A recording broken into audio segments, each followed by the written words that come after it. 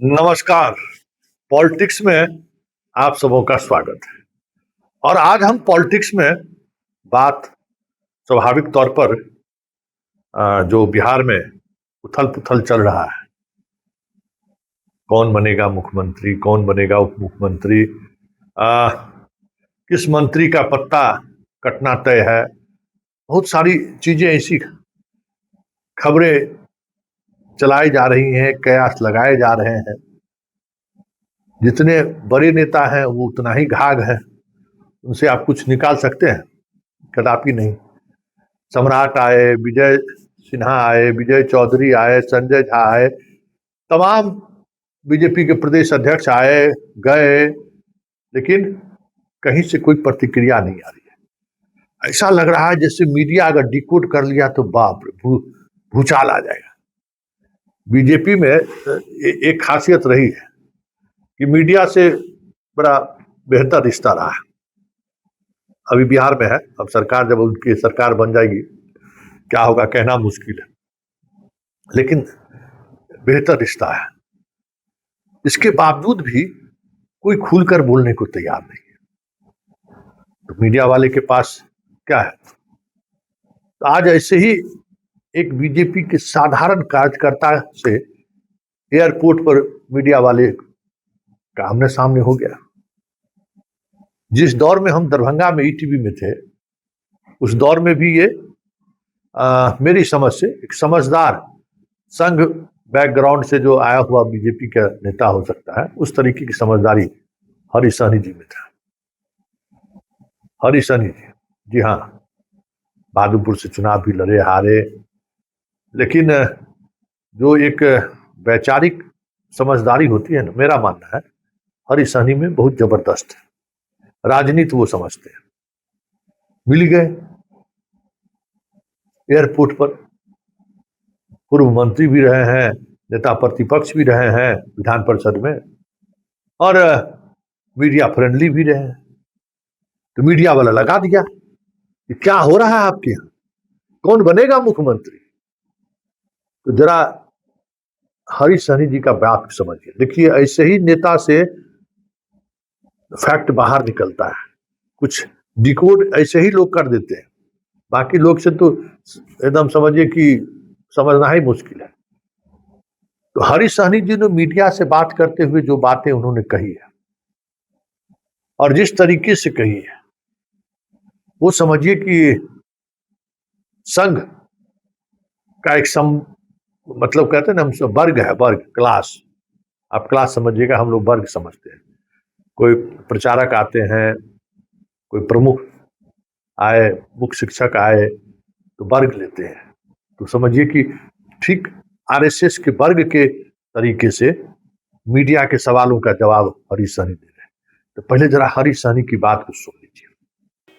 उस समय तो फ्लाइट छूट रहा था। हाँ, सर, मुख्यमंत्री की रेस में आपका भी नाम आ रहा है। आप सुनिए, हम नहीं सुनिए। लगातार चर्चा हो रही है। अच्छा देखिए, एक बात, चर्चा कहाँ हो रहा है? सड़क पे, पत्रकार बंधु के बीच। लेकिन बनाना है दुकान पर बैठे लोगों को नहीं बनाना है, पत्रकार बंधु को नहीं बनाना, बनाना है हमारे शीर्ष नेतृत्व को। वहां जो चर्चा चलेगी, वहां से जो खबर मिलेगा, उस खबर को का महत्व है। इसलिए वो क्या हो रहा है उसके बारे में पता नहीं है। वो तो हमारे जो पार्टी शीर्ष नेतृत्व जो निर्णय लेंगे, निश्चित रूप से प्रांत के हित में होगा, ये तय है। सम्राट चौधरी पर लोग कह रहे हैं कि सम्राट चौधरी बिहार के सीएम बनेंगे, कैसे देखते हैं इन चीजों को? आप इसी पार्टी में, आपका भी नाम चल रहा है। लोग कहते हैं, मैंने तो यही बात बोला, लोग कहते हैं, लेकिन हमारे शीर्ष नेतृत्व जिन्हें बनाना है वो क्या कहते हैं, ये न्यूज आप अपने बिहार वासी को दीजिए। सवाल है, आप जान रहे हैं सर की चर्चा किसकी चल रही है, किसकी नहीं, तो ये बताना चाहिएगा कि सबसे ज्यादा चर्चा पार्टी में किसकी चल रही है मुख्यमंत्री बनने की? देखिए, भारतीय जनता पार्टी दुनिया की सबसे बड़ी पार्टी है, तो कुछ खासियत भी होगा। अब जब देखते हैं, जब कोई न्यूज कोई नया रिजल्ट आता है, तो लोग जो अनुमान करते हैं उससे इतर कैसा रिजल्ट आ जाता है, ये लोग कल्पना नहीं करते। पार्टी के नजर में सिर्फ और सिर्फ वही बात है, कोई अपनीति नहीं, कुछ नहीं, सिर्फ और सिर्फ हमारे संगठन और हमारे प्रांत, हमारे देश के लिए किसके आने से उत्तम होगा, यह उसके ब्रेन में रहता है। इसलिए लोगों के अनुमान से इतर भी परिणाम आ जाता है, इसलिए इससे पहले कुछ कहना शायद मुनासिब नहीं नीतीश है। कुमार नाराज होकर दिल्ली से लौटे हैं। उन्होंने कहा नीतीश कुमार नाराज इसी के चलते हुए उनकी पार्टी का राज्यसभा भेज दिया गया बीजेपी की तरफ। देखिए, ये आपको लग रहा है, उनको तो लग रहा है कि उनके मन में जो मनसा था वो मनसा पूरा हुआ है। ये किसने कह दिया कि नाराज हो गए हैं? ये गलत। दिल्ली रुकने वाले थे नीतीश कुमार, मगर रुके नहीं। अरे ये किसने कहा कि वो नाराज हो गए? इतने दिनों से कह रहे थे कि हम चारों सदनों का हम मेंबर बनना चाहते हैं। वो मिले, कल शपथ ग्रहण हुआ है, चारों तरफ से शुभकामना का ढेर लगा हुआ है। कौन कह दिया? देखिए, अच्छा एक बात बता देता हूँ, केला जो फलता है ना, पेड़ देखे हुए है ना, तो उसमें बांस लगा हुआ रहता है। फलता है केला अपने ताकत पर, लेकिन बांस उसको संभाल के रखे हुआ रहता है। और समय पर केला काट लिया जाता है तो वो उपयोगी साबित हो जाता है, और नहीं तो पक पक के जो गिरता है। इससे बढ़िया है कि समय पर काट लिया जाए। अभी उनके प्रतिष्ठा को सहेज कर एनडीए गठबंधन और उनके विचार ने सहेज कर रख लिया है, ये बहुत बड़ी बात है। ये बात मान के चलिए, नीतीश जी विकास पुरुष थे और उनका नाम अमरत्व हो गया, इसमें कोई संदेह नहीं। लोग क्या कहते हैं इन विषयों को छोड़। सुन लिए कितनी स्पष्टता से उन्होंने अपनी बात रखी है। चाय दुकान, पान दुकान पर चर्चा तो नहीं होगा, और जो चर्चा है उससे उलट भी हो जाए तो कोई बड़ी बात नहीं है, क्योंकि हमारी पार्टी कुछ अलग तरीके से सोचती है। बात भी सही है। जो हरीश सहनी का बॉडी लैंग्वेज था और हरीश सहनी जिस अंदाज में अपनी बात को रख रहा था, वो समझिए कि बीजेपी का कल्चर यही है। चाहे मोदी हो, अमित शाह तो पता नहीं संघ की शाखा वगैरह हम गए हैं कि नहीं गए हैं, खाली मोदी के साथ रहे उसके कारण वहां पहुंच गए होंगे। लेकिन जो संघ का शाखा, विद्यार्थी परिषद के सहारे बीजेपी में जो लोग पहुंचे हैं, उनका चाल चरित्र, चेहरा और विचार ऐसा ही रहता है। उसमें आपको मिलावट नजर नहीं आएगा। और सवाल जब आप करिएगा तो बड़ी बेबाकी से अपनी बात को वो लोग रख देगा। मतलब पॉलिटिशियन, संघ से गया हुआ लोग पॉलिटिशियन गाग नहीं रहता है। तो हरीश सहनी ने कई संकेत दिए, और वो संकेत दिखा रहा है कि सम्राट को लेकर जो बातें कही जा रही है और जिस तरीके से कही जा रही है, उसमें कुछ न कुछ तो बात है, कुछ न कुछ रहस्य है, जिसको अलग तरीके से हरीश सहनी ने रखा है। हालांकि हरीश सहनी के इस तरीके से बात रखने का राजनीतिक तौर पर इनको नुकसान भी हो सकता है। बेचारा अपना सब जमीन जत्था बेच दिया राजनीति में। सीधा आदमी है, भला आदमी है। दरभंगा का सबसे महंगा चौक अदलपट्टी में, जहाँ मछली का सबसे बड़ा आड़त लगता है, बेचारा को बहुत जमीन था, लेकिन राजनीति में जमीन बेच दी। ईमानदार आदमी है और अपनी ईमानदारी पॉलिटिक्स में भी बनाए रखना जानते हैं और उसके महत्व को भी समझते हैं।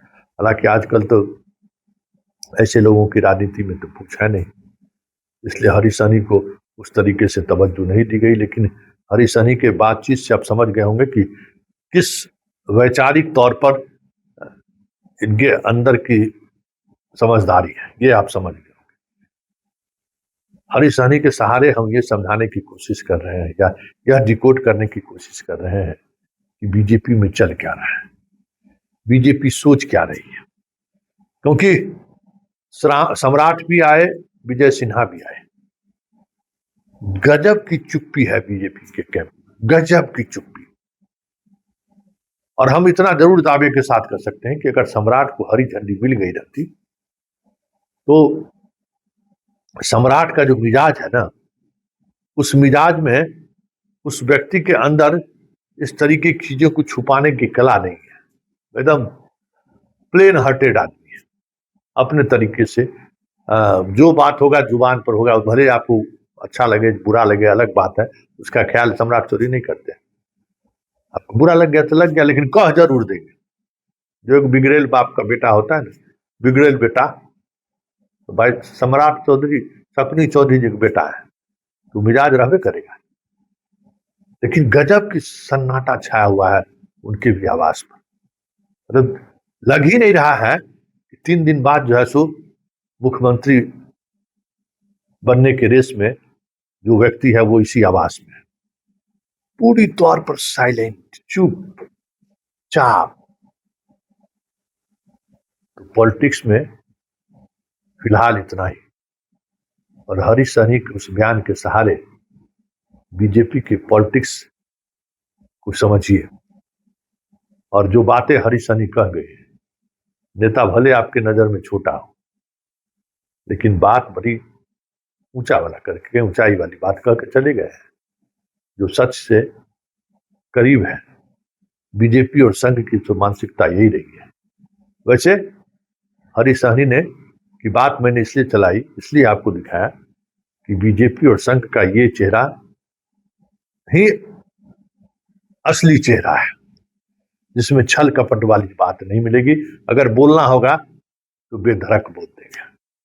अब हरी सहनी के बात में बोलने में जो डिकोड करके बातें सामने आए, वो तो यही जता रहा है कि बिहार में अभी खेला होना बाकी है।